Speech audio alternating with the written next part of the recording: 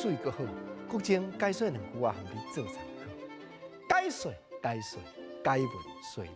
好朋友，永早农村时代，家家户户饲精生的真济，所有真济俗语话，原来甲鸡鸭有牵连。头一句咱来讲吼，临急发生代志，有当着人性地较歹，野公吼奔土豆母去踹。一句俗语来讲，家母跳破卵，哦，一收家母，安尼咧孵卵，上要紧的，就遐个卵啦。结果掠公爬起来跳，连卵都跳破，你甲看偌严重？所以毋则讲俗语为艺术，就是艺术伫咧，互你看到迄个景。若毋是互相顶个句对比，啊，若无着斗句，互你好好记，互你好好。家母跳破卵，你甲看偌严重就好。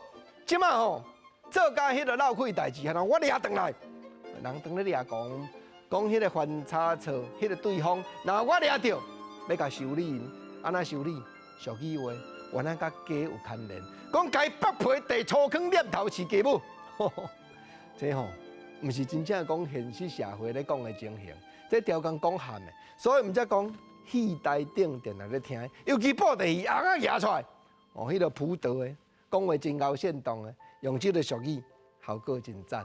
甲伊北皮后壁即句讲加强的，迄领皮我甲摕来地粗坑，甲伊念头，迄粒头我甲摕来饲家母。当然，这毋是鼓励人吼去甲人伸骹出手用重刑，毋是，各种头拄有说明。讲这咧讲喊的，用鸡啊比拼的，啊总是天大地大的代志，嘛是得爱修算，嘛是得爱化解呢。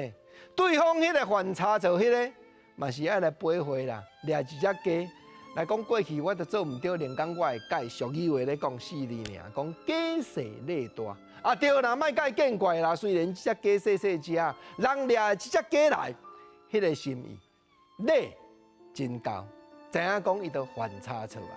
这原来永早老爸才有咧讲的台湾俗语，原来甲鸡有牵连，鸡细力大，就是汉文咧讲千里送风魔，力轻情义重。